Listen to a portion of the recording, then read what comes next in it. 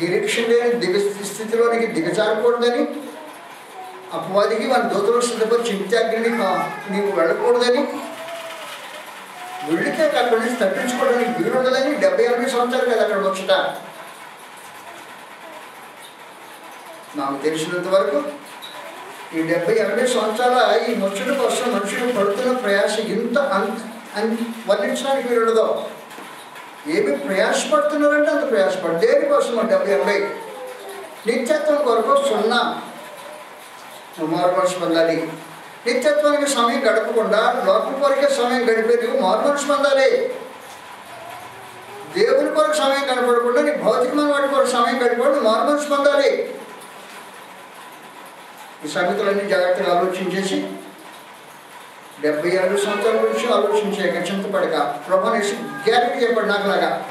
అంటే నాకెంత గ్యారెంటీ వచ్చిందో నేను అందరూ పెద్దలాంటి గ్యారెంటీ. నువ్వు రేపు గురించి చింతపడక రాని నీకు అన్నం ఇస్తాను, ఆహారం ఇస్తాను, వస్త్రాలు ఇస్తాను చెప్పాడు. కాబట్టి నాకు చింతే లేదు. ఆహారం వస్త్రాలు దొరుకుతూనే ఉన్నాయి సమృద్ధిగా. నా సమృద్ధిగా ఎవరు లేదు అనిపించేవాడు ఉన్నవాడు లేదు, నాకు తెలియదు వస్త్రాలు. ఆహార వస్త్రాలు వాగ్దానం చేస్తున్నాడు నమ్మదగినవాడు. ఆహార వస్త్రాలు ఇస్తున్నాడు. కాబట్టి దేహం కొరకు నేను ప్రయాసపడే ప్రయాసాలు ఏమి లేవు. నిత్యత్వం దేవుడు రాజ్యము ఆ నీతిని మొదటి వెతకండి అని చెప్పాడు. కాబట్టి అవసరం తెచ్చుకోవడానికి దేవుడు రాజ్యం ఆ నీతిని మొదటి వెతికితే నీ అవసరం ఎలా తెచ్చుకుంటే వాగ్దానం చేస్తున్నాడు నమ్మదగినవాడు చెప్పి తెస్తుంటాడు. కానీ దేవుడు రాజ్యం నీతి మొదలు కాదు. నీకు మొదలేంటి భౌతికమైంది మొదలు. అంటే నువ్వు మారుమనసు పొందాలన్నమాట. నువ్వు నమ్మట్లేదు ప్రభునేసి మాటలు, నమ్మను కూడా మారుమనసు పొందాల్సిన అవసరం ఉంది.